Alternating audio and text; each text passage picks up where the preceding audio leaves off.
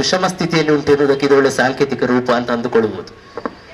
ಅದರಲ್ಲಿ ಬಂಧುಗಳೇ, ಈ ದಿನ ಈ ಕಾರ್ಯಕ್ರಮದ ಆಯೋಜನೆ ನಡೆದಿರುವಂಥದ್ದು ನಮಗೆಲ್ಲ ತಿಳಿದಿರುವ ಹಾಗೆ ಕಳೆದ 2 ದಿನಗಳ ಹಿಂದೆ ನಮ್ಮ ದೇಶದ ಉತ್ತರ ಭಾಗದಲ್ಲಿ ವೀರ ಯೋಧರು ನಿರಂತರವಾಗಿ ನಮ್ಮ ದೇಶವನ್ನು ಕಾವಲಿರುವಂತಹ ವೇಳೆಗೆ ಶತ್ರುಗಳ ಬಾಂಬ್ ದಾಳಿಗೆ ಒಳಗಾಗಿ ಅಲ್ಲಿ ಇರುವಂತಹ ಅನೇಕ ನಮ್ಮ ದೇಶಕ್ಕೋಸ್ಕರ ಬಹಳ ಅಹರ್ನಿಶಿ ದುಡಿತಿರುವಂತಹ ಜೀವನವನ್ನೇ ಸಮರ್ಪಿಸುತ್ತಿರುವಂತಹ ಅನೇಕರು ಹತರಾಗಿದ್ದಾರೆ, ಮೃತಪಟ್ಟಿದ್ದಾರೆ. ಅದು ಅತ್ಯಂತ ವಿಷಾದದ ವಿಚಾರ, ಒಂದು ಎಚ್ಚರದ ಸಂಕೇತ ಕೂಡ ಹೌದು. ಧರ್ಮ ಮತ್ತು ದೇಶ ಇದೆರಡು ಒಂದೇ ನಾಣ್ಯದ 2 ಮುಖ ಇದ್ದ ಹಾಗೆ. ದೇಶ ಸುಭದ್ರವಾಗಿದ್ರೆ ಮಾತ್ರ ಯಾವುದೇ ಧರ್ಮ ದೃಢವಾಗಿ ನಿಲ್ಲಕ್ಕೆ ಸಾಧ್ಯ. ಹಾಗಾಗಿ ದೇಶಕ್ಕೆ ಬಿಕ್ಕಟ್ಟು ಎದುರಾದಾಗ ಧರ್ಮದಲ್ಲೂ ಇಕ್ಕಟ್ಟು ಎಂಬುದು ಎದುರಾಗುವುದು ಸಹಜ.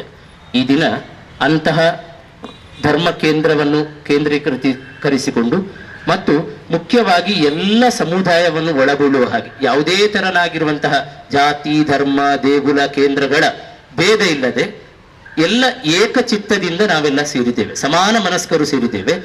ಬೆಳಗುತ್ತಿರುವಂತಹ ಆ ಬೆಳಕು ಯಾರೆಲ್ಲ ಸರಿಸುಮಾರು 42ಕ್ಕಿಂತಲೂ ಮಿಗಿಲಾಗಿ ಜನ ವೀರ ಯೋಧರು, ಭಾರತಾಂಬೆಯ ದಿವ್ಯ ಪುತ್ರರು ಈ ದೇಶಕ್ಕೋಸ್ಕರ ಸಂದು ಹೋಗಿದ್ದಾರೋ ಅವರ ದಿವ್ಯಾತ್ಮಕ್ಕೆ ಬೆಳಗಿರುವಂತಹ ಪ್ರಭೆ ಇದು ನಮ್ಮ ಕೈಯಲ್ಲಿ ಗೋಚರ ಆಗ್ತಾ ಇದೆ. ನಮ್ಮ ಈ ಕಾರ್ಯಕ್ರಮದ ಮುಖ್ಯ ಪರಿಕಲ್ಪನೆಯನ್ನು ಮಾಡಿರುವಂತಹ ಸಂತ ಸೆಬಸ್ಟಿಯನ್ ಧರ್ಮ ಕೇಂದ್ರದ ಪ್ರಧಾನ ಗುರುಗಳಾಗಿರುವ ವಂದನೀಯ ಡಾಕ್ಟರ್ JB ಸಡ್ಡಾನವರು ಪ್ರಾರ್ಥನೆಯನ್ನು ನೆರವೇರಿಸಬೇಕು, ಆಶೀರ್ವಚನವನ್ನು ಕೊಡಬೇಕಾಗಿ ಅವರಿಗೆ.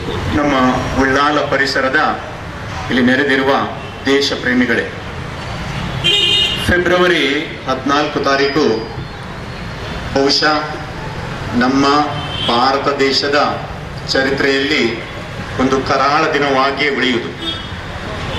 2500ಕ್ಕೂ ಮಿಕ್ಕಿ ನಮ್ಮ ದೇಶವನ್ನು ರಕ್ಷಿಸುವ ಸೈನಿಕರು ಸುಮಾರು 70ಕ್ಕೂ ಮಿಕ್ಕಿ ಬಸ್ಸುಗಳಲ್ಲಿ ಶ್ರೀನಗರದ ಕಡೆಗೆ ಹೋಗುತ್ತಿದ್ದಾಗ ನಡೆದ ಬಾಂಬು ದಾಳಿಯಿಂದ ನಿಜವಾಗಿ ಇಡೀ ದೇಶ, ಇಡೀ ಪ್ರಪಂಚವೇ ಅಲ್ಲೋಲ ಕಲ್ಲೋಲವಾಗಿದೆ.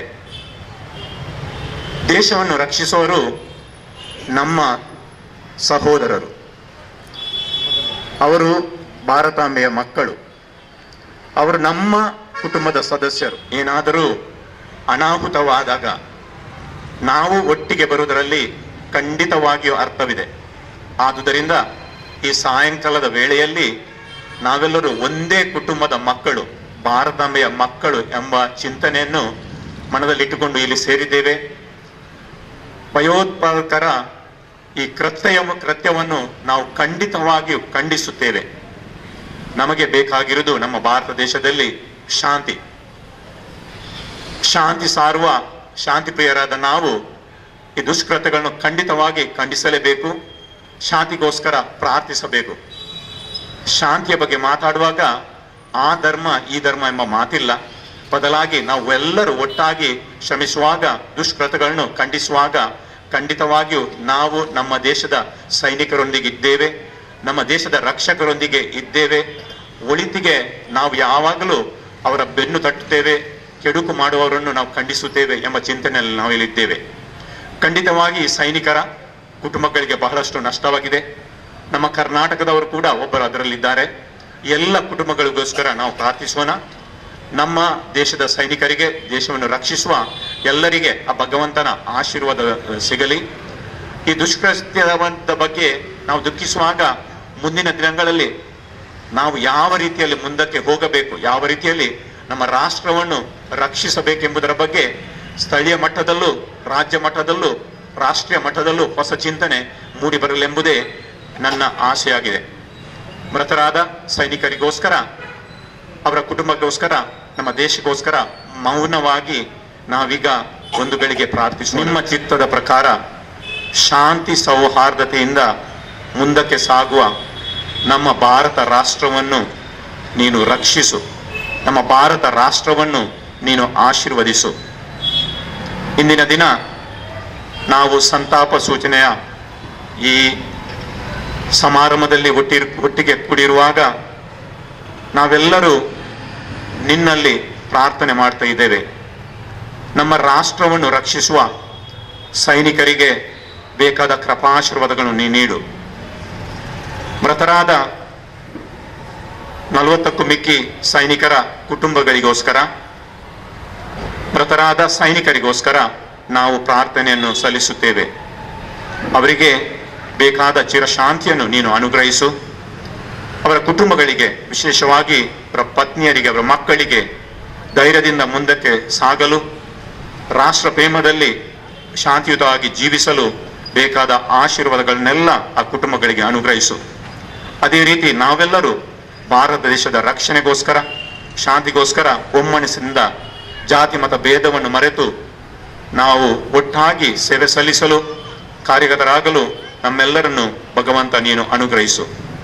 ನಮಗೆ ಬೇಕಾದ ಎಲ್ಲ ಆಶೀರ್ವಾದಗಳನ್ನು ಮೃತರಾದ ಸೈನಿಕರಿಗೆ ಚಿರಶಾಂತಿಯನ್ನು ನಾವು ಬೇಡುತ್ತೇವೆ. ಅದರವರಿಗೆ ಗೌರವ ನಮಸ್ಕಾರಗಳು. ಮುಂದಕ್ಕೆ ಸದ್ಭಾವನಾ ವೇದಿಕೆಯ ಅಧ್ಯಕ್ಷರಾಗಿರುವ ಪ್ರಸಾದ್ ರೈ ಕಲಿಮಾರ್. ನಡೆದು ಹೋಗಿದೆ. ಉಗ್ರಗಾಮಿಗಳು ನಮ್ಮ ಸುಮಾರು 42 ಮಂದಿ ಸೈನಿಕರ ವೀರ ಯೋಧರನ್ನು ಹತ್ಯೆ ಮಾಡಿದ್ದಾರೆ. ಇದು ಅತ್ಯಂತ ವಿಷಾದಕರವೂ ಅತ್ಯಂತ ಬಲು ಕೆಟ್ಟದಾದಂತಹ ಒಂದು ವಾರ್ತೆ ಸಿಡಿಲೊರಗಿದಂತೆಯೇ ನಮ್ಮ ಮೇಲೆ ಎರಗಿದೆ. ಈ ಸಂದರ್ಭದಲ್ಲಿ ನಮ್ಮನ್ನು ಬಿಟ್ಟು ದೂರ ಹೋದಂತಹ ವೀರ ಸೈನಿಕರಿಗೆ ಅವರ ಆತ್ಮಕ್ಕೆ ಶಾಂತಿ ಸಿಗಲಿ. ಆ ಒಂದು ದುಃಖವನ್ನು ಸಹಿಸುವಂತಹ ಶಕ್ತಿ ಭಗವಂತನು ಎಲ್ಲ ಕುಟುಂಬದವರಿಗೆ ನೀಡಲಿ. ನಮ್ಮ ಭಾರತ ದೇಶದ ಎಲ್ಲ ನಾಗರಿಕರಿಗೆ ಈ ಒಂದು ಆಘಾತವನ್ನು ಸಹಿಸುವಂಥ ಶಕ್ತಿ ಭಗವಂತ ನೀಡಲಿ. ಮುಂದಿನ ದಿನಗಳಲ್ಲಿ ನಾವೆಲ್ಲ ಈ ವೀರ ಯೋಧರ ಮರಣವನ್ನು ಭಾರತ ದೇಶಕ್ಕೆ ನಮ್ಮನ್ನು ಅರ್ಪಣೆ ಮಾಡುವುದರ ಮೂಲಕ ನಾವೆಲ್ಲ ಅವರಿಗೆ ಶ್ರದ್ಧಾಂಜಲಿಯನ್ನು ಸಲ್ಲಿಸೋಣ. ಅವರ ಆತ್ಮಕ್ಕೆ ಶಾಂತಿ ಸಿಗಲಿ ಎಂದು ಸೇರಿದಂತಹ ನಮ್ಮೆಲ್ಲರ ಪ್ರಾರ್ಥನೆ. 2 ದಿನಗಳ ಹಿಂದೆ ಶುಕ್ರವಾರ ಈ ಘಟನೆ, ಗುರುವಾರ ಮಧ್ಯಾಹ್ನ ಈ ಘಟನೆ ನಡೆದಿದೆ. ಈ ಘಟನೆಯನ್ನು ಕೇಳಿದಾಗ ಎಲ್ಲರಿಗೂ ಆಘಾತ ಆಗಿದೆ. ಆಘಾತ ಆಗುವುದು ಸಹಜವೇ. ನಮ್ಮ ಯೋಧರು, ನಮ್ಮನ್ನು ಕಾಯುವವರು, ನಾವು ಮನೆಯಲ್ಲಿ ಸುಖವಾಗಿ ನಿದ್ರೆ ಮಾಡುತ್ತಿರಬೇಕಿದ್ರೆ ಅವರು ಅಲ್ಲಿ ನಿದ್ದೆ ಬಿಟ್ಟು ಗಡಿ ಕಾಯ್ತಾರೆ. ಆ ಮೂಲಕವಾಗಿ ದೇಶದ ಸುಭದ್ರತೆಗಾಗಿ ಅವರು ಅಹರ್ನಿಶಿ ದುಡಿಯುತ್ತಾರೆ. ಅದರಲ್ಲೂ ರಜೆಯಲ್ಲಿ ಬಂದ ಯೋಧರು ಮರಳಿ ಹೋಗುವಾಗ ಈ ಘಟನೆ ನಡೆದಿದೆ. ಇಂದು ಬೆಳಿಗ್ಗೆ ಸಂತ ಸೆಬಾಸ್ಟಿಯನ್ ಧರ್ಮ ಕೇಂದ್ರದ ಫಾದರ್ ಅವರು ಈ ಬಗ್ಗೆ ನಾವೆಲ್ಲರೂ ಸೇರಿ ಒಂದು ಯೋಧರಿಗೆ ನಮನವನ್ನು ಸಲ್ಲಿಸುವಂತಹ ಕೆಲಸ ಮಾಡೋಣ ಎನ್ನುವಂತಹ ಕಲ್ಪನೆಯನ್ನು ಕೊಟ್ಟರು. ಆ ಮೂಲಕವಾಗಿ ನಾವೆಲ್ಲ ಇಲ್ಲಿ ಸೇರಿದ್ದೇವೆ. ಸದ್ಭಾವನಾ ವೇದಿಕೆ, ಸಂತ ಸೆಬಾಸ್ಟಿಯನ್ ಧರ್ಮ ಕೇಂದ್ರ ಮತ್ತು ಹೊಸಕುರಲ್ ಬಳಗದ ಎಲ್ಲ ಬಂಧುಗಳು. ಇಂತಹ ಕೃತ್ಯಗಳಾದಾಗ ನಮಗೆಲ್ಲರಿಗೂ ಆಘಾತ ಆಗುವುದು ಸಹಜ. ನಮ್ಮ ಮನೆಯಲ್ಲಿಯೇ ಒಂದು ಏನಾದರೂ ದುರಂತ ಸಂಭವಿಸಿದರೆ ನಮಗೆ ತಡೀಲಿಕ್ಕಾಗುವುದಿಲ್ಲ. ಅಂತಹದ್ರಲ್ಲಿ ದೇಶಕ್ಕೆ ಆಘಾತ ಆದಂತಹ ಘಟನೆ. ನಮ್ಮ ಕರ್ನಾಟಕದವರು ಒಬ್ಬರು ಇದ್ದಾರೆ. ಅವರ ಕಥೆಗಳನ್ನು ಕೇಳಿದಾಗ, ಇವತ್ತು ಬೆಳಗಿನ ಪೇಪರ್ಗಳಲ್ಲಿ ವೃತ್ತಪತ್ರಿಕೆಯಲ್ಲಿ ಓದುವಾಗ, ಒಬ್ಬರ ಮಗು 2 ತಿಂಗಳ ಹಿಂದೆ ಅಷ್ಟೇ ಜನಿಸಿದೆ, ಒಬ್ಬರಿಗೆ ಮದುವೆಯಾಗಿ 8 ತಿಂಗಳಾಗಿದೆ, ಒಬ್ಬರಿಗೆ ಮದುವೆ ನಿಶ್ಚಯ ಆಗಿದೆ, ಇನ್ನೇನು ಮದುವೆಯ ದಿನ ಹತ್ತಿರ ಆಗಿದೆ. ಹೀಗೆ ಒಬ್ಬೊಬ್ಬರ ಕಥೆಗಳು ಒಂದೊಂದು ರೀತಿಯಲ್ಲಿ ಭಿನ್ನ. ಆದರೂ ಅವರೆಲ್ಲರೂ ಆ ಒಂದು ತಮ್ಮ ಕುಟುಂಬ ಸಂಸಾರವನ್ನು ಮರೆತು ದೇಶವನ್ನು ಕಾಯುವಂತಹ ಕೆಲಸದಲ್ಲಿ ನಾವೆಲ್ಲರೂ ಶಾಂತಿಯಿಂದ ಇರಬೇಕಿದ್ರೆ ಅವರು ಕಾರಣ. ಅವರಿಗೆ ತೊಂದರೆಗಳಾದಾಗ ಅವರ ಜೊತೆಗೆ ನಾವಿದ್ದೇವೆ, ಅವರಿಗಾಗಿ ನಾವು ಪ್ರಾರ್ಥಿಸ್ತೇವೆ ಎನ್ನುವಂತಹ ಒಂದು ಉದ್ದೇಶದಿಂದ ಈ ಒಂದು ನಮನವನ್ನು ಸಲ್ಲಿಸ್ತಾ ಇದ್ದೇವೆ. ಅಗಲಿದಂತಹ ಎಲ್ಲ ಯೋಧರಿಗೂ ಭಗವಂತನು ಚಿರಶಾಂತಿಯನ್ನು ಕರುಣಿಸಲಿ, ಸದ್ಗತಿಯನ್ನು ನೀಡಲಿ. ಅವರ ಮನೆಯವರಿಗೆ ಈ ಆಘಾತವನ್ನು ಸಹಿಸುವಂತಹ ಶಕ್ತಿಯನ್ನು ನೀಡಲಿ. ಹಾಗೆ ಇದರಿಂದ ಇಡೀ ದೇಶವೇ ಆಕ್ರೋಶಗೊಂಡಂತಹ ಮಾತುಗಳು ಕೇಳ್ತಾ ಇವೆ. ನಮ್ಮ ಕರ್ನಾಟಕದಿಂದ ಶಂಕರ್ ಬೀದರಿ ಅವರು ಒಂದು ಹೇಳಿಕೆ ಕೊಟ್ಟರು, ನಮಗೆಲ್ಲ ಅವಕಾಶ ಕೊಡಿ, ನಾವು ಹೋಗ್ತೇವೆ ದೇಶ ಸೇವೆಗಾಗಿ, ಆ ಉಗ್ರಗಾಮಿಗಳನ್ನು ನಿಯಂತ್ರಿಸುವ ಕೆಲಸ ನಾವು ಮಾಡ್ತೇವೆ ಅಂತ ಹೇಳಿಕೊಂಡು. ಅಣ್ಣಾ ಹಜಾರ್ ಅಂತ ವೃದ್ಧರು ಹೇಳ್ತಾರೆ, ನನಗೆ ಗನ್ ಹಿಡಿಯಲು ತಾಕತ್ತಿಲ್ಲದಿದ್ರು ಟ್ರಕ್ ಡ್ರೈವರ್ ಆಗಿ ಆದರೂ ನಾನು ಕೆಲಸ ಮಾಡ್ತೇನೆ, ನಮಗೆಲ್ಲ ಅವಕಾಶ ಕೊಡಿ. ಇಂತಹ ಕೆಚ್ಚದೆಯ ಮಾತುಗಳು ನಮ್ಮ ಭಾರತ ದೇಶದ ಸುಪುತ್ರರಿಂದ ಮೂಡಿ ಬರ್ತಾ ಇದೆ. ಯೋಧರಿಗೆ ನಾವೆಲ್ಲರೂ ಸ್ಫೂರ್ತಿಯಾಗಿ ನಿಲ್ಲೋಣ.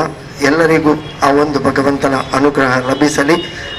ವಿಶೇಷವಾಗಿ ಯೋಧರ ಮನೆಯವರಿಗೆ ಎಲ್ಲ ಆಘಾತವನ್ನು ಸಹಿಸುವಂತಹ ಶಕ್ತಿಯನ್ನು ಭಗವಂತ ನೀಡಲಿ ಎನ್ನುತ್ತಾ ಎಲ್ಲರಿಗೂ ಒಂದು ಸಂಗತಿಲೆ ನಮ್ಮ ದೇಶಡು ಇಳಿಮುಟ್ಟ ನಡಪ್ಪಂದನಂಚಿನೊಂಜಿ ಭಯೋತ್ಪಾದನಾ ಕೃತ್ಯ ಮುರಾಣಿ ನಡತು ಇನಿ ನಮ್ಮ ದೇಶ ನಮ್ಮ ಒಂಜಿ ಒವ್ವೇ ಒಂಜಿ ಭಯ ಇಜ್ಜಂದೆ ದೇಶೋಡಿ ನಮ್ಮ ಚಟುವಟಿಕೆ ಮಲ್ಪುವ ಅತ್ರ ರಾತ್ರಿ ಜಪ್ಪುವ ಅತ್ರ ನಮ್ಮ ಭವಿಷ್ಯತ್ತನ್ನು ಒಂಜಿ ರೂಪಿಸಿನಂಚಿನ ಯೋಜನೆಯನ್ನು ಪಾಡುವ ನಮ್ಮ ದೇಶದ ಸರ್ವಾಂಗೀಣ ಅಭಿವೃದ್ಧಿಗಾದ ನಮ್ಮ ಬೇತೆ ಬೇತೆ ರೀತಿಯ ನಿರೀಕ್ಷೆ ಪ್ರಯತ್ನ ಒಟ್ಟಾರೆ ನಮ್ಮ ದೇಶದ ಪ್ರಜೆಗಳು 100 ಚಿಲ್ಲರೆ ಕೋಟಿ ಜನರ ಆ ಒಂಜಿ ಅಪೇಕ್ಷೆ ತೀರ್ಮಾನ ಉಪ್ಪುನಂಚಿನ ಪೊರ್ತುಡು ದೇಕ್ ಮಾತ ನಂಗೆ ರಕ್ಷಣೆ ನಂಗೆ ಧೈರ್ಯ ನಮ್ಮ ಗಡಿಟ್ ನಮ್ಮನ್ನ ಕಾತೊಂದು ಪುಣಂಚಿನ ಈ ವೀರ ಯೋಧೆ ಅಕ್ಕಲು ಇನಿ ಅಕ್ಕಲ್ನ ಕುಟುಂಬ ಅಕ್ಕಲ್ನ ಬಡದಿ ಜೋಕುಲು ಆಸ್ತಿ ಪಾಸ್ತಿ ತನ್ನ ಜೀವ ಮಾತ್ರದಲ್ಲ ಮುಖ್ಯ ಎಂಕ್ ಎನ್ನ ದೇಶದ ರಕ್ಷಣೆ ಎನ್ನ ದೇಶದ ಪ್ರಜೆಕುಲ್ನ ರಕ್ಷಣೆ ಬೇಕಾದಿಯಾನ ಮಾತೆಕಲ ತ್ಯಾಗ ಅಂದು ಪಣ್ಪರೈತಿಡು ಆ ಒಂಜಿ ಇಡೀ ದೇಶಗೆ ಧೈರ್ಯ ಕೊರೊಂದು ಪಂಚಿನ ಅಂಚಿನ ಯೋಧರು ಮುರಾಣಿ ಈ ಭಯೋತ್ಪಾದಕ ಕೃತ್ಯಗೂ 40 ಚಿಲ್ಲರೆ ಯೋಧರು ಹುತಾತ್ಮರಾಯರು ಅಂಚನೆ ಹಲವಾರು ಯೋಧರ್ನಕಲು ಇನಿ ಅಂಗಕಲೆ ಒಂದು ಬೆದವೆತ ರೀತಿಡು ಇನಿ ಆ ಒಂಜಿ ಕಷ್ಟನು ಅನುಭವಿಸುವುದಿಲ್ಲ ಇಂಚಿನ ಒಂಜಿ ಭಯೋತ್ಪಾದಕ ಕೃತ್ಯನು ನಮ್ಮ ಖಂಡಿತವಾದ ನೇನು ಖಂಡಿಸೋಡು ಈ ಭಯೋತ್ಪಾದಕ ಕೃತ್ಯ ನಮ್ಮ ದೇಶದತ್ತು ಇಡೀ ಜಗತ್ತಿಡೆ ಇಂದು ಅಳಿಯೋಡು ದೇಕ ಮಾತೆರ್ಲ ಅಳಿಯೋಡು ಪಣಪಣಂಚಿನ ರೀತಿದ ಒಕ್ಕರನ್ನ ಒಂಜಿ ಖಂಡನೆ ಮಲ್ಪಣ ಅವಶ್ಯಕತೆ ಉಂಡು ಐತೊಟ್ಟಿಗೆನೆ ಈ ಒಂಜಿ ಯೋಧರಿಗೆ ದಿಗ್ದು ಪಾತ್ರನಕ್ಕಳು ಪಣ್ಲೆಕನೆ ಅಕ್ಲೆಗ ಕುಟುಂಬದಕ್ಲೆಗ್ ಈ ಒಂಜಿ ಶಕ್ತಿ ದುಃಖನು ಸಹಿಸೋನಂತೆ ಶಕ್ತಿ ಪರಡು ದುಂಬುದ ದಿನಕುಲಿನ ನಮ್ಮ ರಾಷ್ಟ್ರದ ಈ ಗಡಿ ಕಾಪಡಂಚಿನ ಈ ಒಂಜಿ ಮಿಲಿಟರಿ ವ್ಯವಸ್ಥೆ ಸಂಪೂರ್ಣ ಅಕ್ಲೆಗ್ ವಾರೀತ ಸಲಕರಣೆಗಳ ಒದಗಡೆ ಪನ್ಪರಿತಿನ ಪಂಡುಣ್ಣ ಒಟ್ಟಿಗೆನೆ ಈ ಒಂಜಿ ನೆಟ್ ದಾದಾಳ ವೈಫಲ್ಯ ಇತ್ತಂಡ ನಮ್ಮ ದೇಶದ ಒವೇ ಒಂಜಿ ವಿಚಾರಡು ಗಡಿ ರಕ್ಷಣೆ ನೆಟ್ಟು ವೈಫಲ್ಯ ಇತ್ತಂಡ ಅವು ಕುಲಂಕುಷವಾದ ತನಿಖೆ ಅದು ಅವಕ್ಕೆ ಒಂಜಿ ನ್ಯಾಯಲ ದಿಕ್ಕೊಡು ಪಣಪರಿತಿನ ಪಂಡದು ಈ ಒಂಜಿ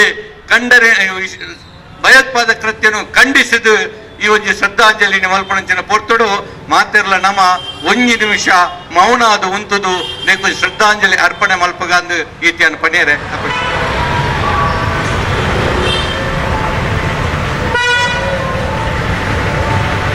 ದೇಶದ ಮೇಲಿನ ಅಪಾರವಾಗಿರುವಂತಹ ಅಭಿಮಾನವನ್ನು ತೋರ್ಪಡಿಸುವ ಒಂದು ಅವಕಾಶವಾಗಿ ಇವತ್ತು ನಾವೆಲ್ಲರೂ ಒಂದು ಸಾಂತ್ವನದ ನೆಲೆಯಲ್ಲಿ ಇಲ್ಲಿ ಸೇರಿದ್ದೇವೆ. ಭೇದ ಇಲ್ಲದೆ ನೀವೆಲ್ಲ ಆಗಮಿಸಿದ್ರೆ ಅನೇಕ ಜಾತಿ ಸಂಘಟನೆಯವರಿದ್ದಾರೆ, ದೇಗುಲಗಳು, ಮಸೀದಿ, ಚರ್ಚ್, ಬೇರೆ ಬೇರೆ ಸಂಘ ಸಂಸ್ಥೆಯವರೆಲ್ಲರೂ ಸೇರಿಕೊಂಡಿದ್ದಾರೆ, ಬೇರೆ ಬೇರೆ ಉದ್ಯೋಗದವರಿದ್ದಾರೆ. ಯಾವುದೇ ರೀತಿಯ ಭೇದ ಇಲ್ಲದೆ ನಮ್ಮ ದೇಶದಲ್ಲಿ ಇಂತಹದ್ದೊಂದು ಬಹಳ ಖಂಡನೀಯವಾಗಿರುವಂತಹ ದುರಂತ ಆಗುವಾಗ ನಾವೆಲ್ಲರೂ ದೇಶಕ್ಕೋಸ್ಕರ ಜೊತೆ ಸೇರ್ತೇವೆ ಮತ್ತು ದೇಶಕ್ಕೆ ಉಂಟಾಗಿರುವಂತಹ ದುರಂತಕ್ಕೋಸ್ಕರ ನಾವೆಲ್ಲ ಖಂಡಿಸ್ತೇವೆ, ಉಂಟಾಗಿರುವಂತಹ ದುರ್ಮರಣಗಳಿಗೆ ಸಂತಾಪವನ್ನು ಸೂಚಿಸ್ತೇವೆ ಎನ್ನುವ ಅರ್ಥದಲ್ಲಿ ಐಕ್ಯತೆಯನ್ನು ಮೆರೆಯುವಲ್ಲಿ ಇದೊಂದು ಯಶಸ್ವಿಯಾಗಿದೆ ಅಂತ ನಾವು ಅಂದುಕೊಳ್ತೇವೆ. ಭಗವಂತ ನಮ್ಮೆಲ್ಲರ ಪ್ರೀತಿ ತುಂಬಿದ ನುಡಿಗಳ ಹಾಗೆ ಆ ಮೃತರಿಗೆ ಪೂರ್ಣ ಶಾಂತಿಯನ್ನು ಅನುಗ್ರಹಿಸಲಿ ಮತ್ತು ವಿಶೇಷವಾಗಿ ಆ ಕುಟುಂಬಕ್ಕೆ ದುಃಖವನ್ನು ಸಹಿಸಿಕೊಳ್ಳುವಂತಹ ಸಹನಾಶೀಲತೆ ಮತ್ತು ಬೇಕಿರುವಂತಹ ಇನ್ನು ಮುಂದಿನ ಬದುಕಿಗೆ ಬೇಕಿರುವಂತಹ ಆಧಾರವನ್ನು, ಆಕಾರವನ್ನು, ಅನುಕೂಲವನ್ನು, ಅವಕಾಶವನ್ನು ಯಥೇಚ್ಛವಾಗಿ ಕರುಣಿಸಲಿ. ಯಾವುದೇ ರೀತಿಯ ಕೊರತೆ ಆ ಕುಟುಂಬಕ್ಕೆ ಕಾಡದಿರಲಿ ಎಂಬ ಆಶಯದೊಂದಿಗೆ ಈ ಕಾರ್ಯಕ್ರಮವನ್ನು ಸಂಘಟಿಸುವಲ್ಲಿ ಶ್ರಮವಹಿಸಿರುವಂತಹ ಪೂಜ್ಯ ಫಾದರ್ ಅವರಿಗೆ, ಸಹಾಯಕ ಗುರುಗಳಿಗೆ ಮತ್ತು ಚರ್ಚ್ ಪಾಲನಾ ಸಮಿತಿಯವರಿಗೆ, ವಿಶೇಷವಾಗಿ ಬೇರೆ ಬೇರೆ ಸಂಘ ಸಂಸ್ಥೆಯ ಮುಖ್ಯಸ್ಥರು ಆಗಮಿಸಿದ್ದಾರೆ. ವ್ಯಾಪಾರ ವಹಿವಾಟನ್ನು ಬಿಟ್ಟುಕೊಂಡು ಅನೇಕರು ಪ್ರೀತಿಯಿಂದ ಸೇರಿಕೊಂಡಿದ್ದೀರಿ. ಎಲ್ಲರಿಗೂ ಒಂದೇ ಮಾತಿನಲ್ಲಿ ಕರಮುಗಿದು ಗೌರವದ ವಂದನೆಗಳನ್ನು ಸಲ್ಲಿಸುತ್ತಿದ್ದೇವೆ. ನಮಸ್ಕಾರ.